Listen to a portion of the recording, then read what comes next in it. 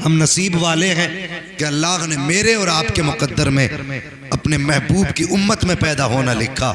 और फिर करम देखो कितना बड़ा करम किया उसने, हमें रसूल दिया तो रसूल आज़म दिया, गौस दिया तो गौस आज़म दिया, इमाम दिया तो इमाम आज़म दिया, मुजद्दिद दिया तो मुजद्दिद आज़म दिया, और अगर मुर्शिद दिया है तो मुर्शिद आज़म दिया है।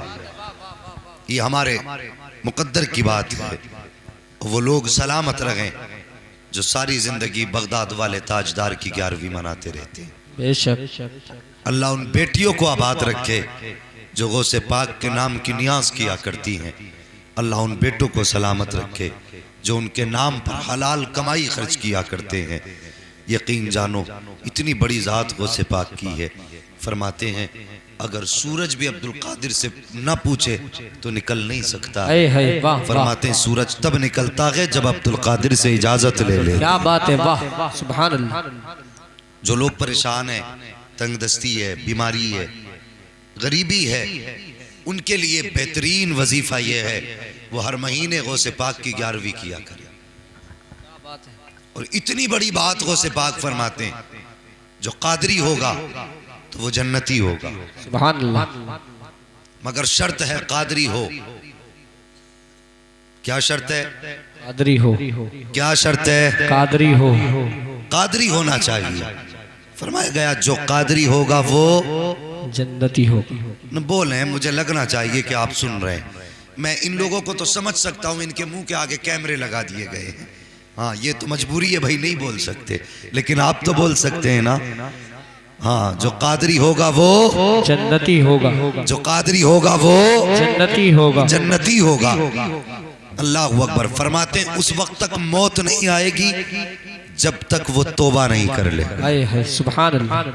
कौन बंदा नहीं चाहता मुझे जन्नत मिले? हर बंदा चाहता ना मुझे जन्नत मिले। सबकी ख्वाहिश है यार मस्जिद के मीनार बनवाए, किस लिए? अल्लाह जन्नत दे दे। पंखे लगवाए मस्जिद में, अल्लाह जन्नत दे दे।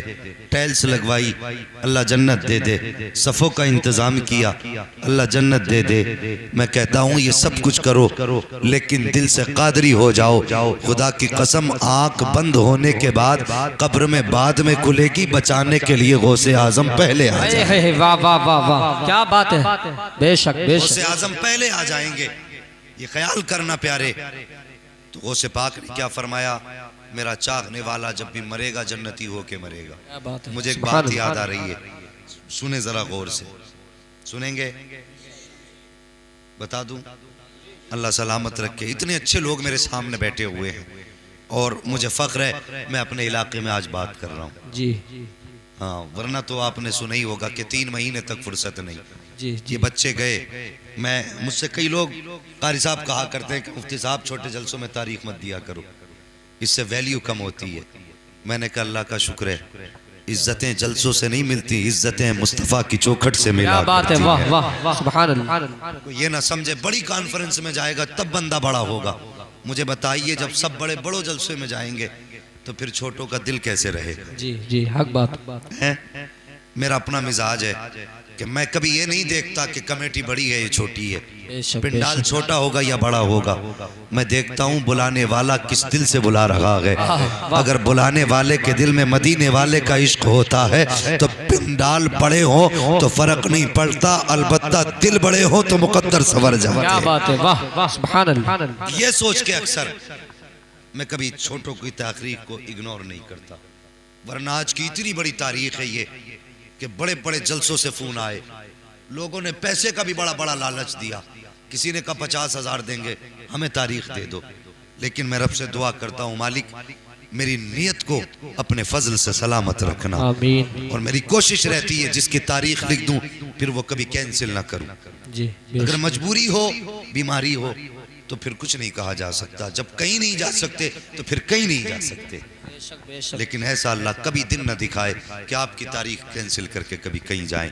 मैंने आपको अच्छा जाना, आपकी बस्ती में आया हूँ, आप मुझे अच्छा बन के दिखाइए और जोर से कह दे या गौस अल मदद। अल्लाह सलामत रखे। मेरे सामने बच्चे भी बैठे हैं, जवान भी बैठे हैं, बूढ़े भी बैठे हैं। यकीनन बगदाद वाले ने बैठा रखा है। महबूब की महफिल को महबूब सजाते हैं, आते हैं वही जिनको सरकार बुलाते हैं। सुभान अल्लाह, सुभान अल्लाह। आते हैं वही जिनको सरकार बुलाते हैं। हजरत जी सुनिए जरा एक बात। एक मुसलमान था, वो हर दिन गौसे पाक की 11वीं किया करता था, और जब बड़ी 11वीं आती थी तो वो लंगर किया करता था, बहुत बड़ा लंगर। उसके दरवाजे के सामने गैर मुस्लिम रहा करता था। उसने कहा यार ये क्या मामला है, तुम साल में एक मर्तबा लोगों को खाना खिलाते हो, पैसा तकसीम करते हो, दौलत लुटाते हो। उसने कहा कि तुझे पता नहीं, आज ये हमारे बड़े पीर की 11वीं शरीफ है। क्या बात है, वाह वाह वाह। बड़े पीर की 11वीं शरीफ है। का मिलता क्या गए, का जो उनकी 11वीं करता है वो जहन्नम की आग से महफूज हो जाता है, सुभान अल्लाह, सुभान दोज़ख की आग से महफूज हो जाता है। उसने कहा मुझे बता तो सही, अगर मैं भी 11वीं करूंगा तो क्या मैं भी जहन्नम की आग से महफूज हो जाऊंगा? मुसलमान ने कहा था तूने हमारे मेहरबानों को जाना नहीं है, हमारे वलियों को पहचाना नहीं है। इनकी बारगाह में जात नहीं देखी जाती, दिल देखा जाता है, दिल देखा जाता है। उनकी 11वीं करना तेरा काम है, तेरी बख्शिश कराना ये बगदाद वाले का काम है। इतना मुसलमान ने कहा। उस गैर मुस्लिम ने भी 11वीं शरीफ पे दौलत लुटाना शुरू कर दी, खर्च करना शुरू कर दिया। अल्लाह अकबर, दौलत लुटाता रहा, 11वीं शरीफ मनाता रहा। अलबत्ता वो दिन भी आ गया जिस दिन उसको मरना था। एक दिन उसका इंतकाल हुआ। जब इंतकाल हुआ उसके बिरादरी के लोगों ने उसको कब्रिस्तान की बजाय शमशान घाट में पहुंचाया। ले जाने के बाद उसको लकड़ियां लगाई गई, चिता पर लिटाया गया, आग लगाई गई है। अब आग है कि उसको जला नहीं रही है। घी डाला गया, आग ने नहीं जलाया। तेल डाला गया, आग ने नहीं जलाया। सब परेशान थे। आखिर माजरा क्या है? किसी ने कहा इसके यारों से पूछो, इसके दोस्त बताएंगे आखिर ये जल क्यों नहीं रहा है। लोग परेशान थे। उसके बाद किसी ने कहा था बताओ तो सही इसका यार कौन है? तब किसी ने बताया ये किसी मुसलमान से दोस्ती करता था। जब पता चला इसका दोस्त कोई मुसलमान है, उसके बाद उससे पूछा बता क्यों नहीं जला रही है? तो उसने कहा तुम नहीं जानते, ये बगदाद वाले से प्यार करता है। जब मौत का वक्त आया था तो इसके सामने बगदाद वाला गौस आया था, वो कलमा पढ़ा के गया है। एक तेल तो क्या है, तुम ना कुछ केमिकल लगा दो, इसे आग जला नहीं सकती, इसलिए कि इसने दामन बगदाद वाले का थामा है। जो उनका दामन थाम लेता है दोज़ख में ताकत नहीं तो उसके आग जला सकते। क्या बात है।